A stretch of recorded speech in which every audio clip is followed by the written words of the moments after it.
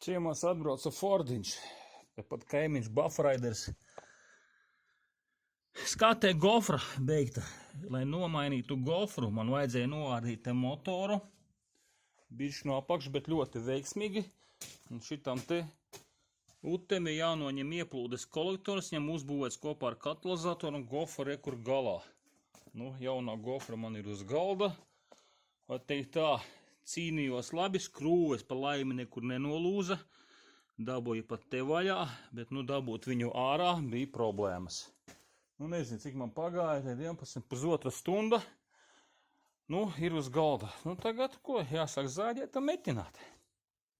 Bet, nu, konstrukcija, jā. Nē, nu, ja mašīna pietiekoši jauna un skrūves un tilta rāmas viss skrūvējās, tad tur nav problēma atskrūvēt kaut ko lieku, bet, nu, tā, kad tas viss ir sarūsējis, nu, godīgi sakot, uz tām vecām mašīnām vairs kaut kā sāk roka vairs necelties.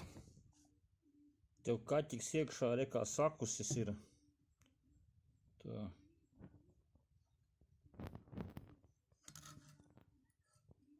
Nu, fokusējies.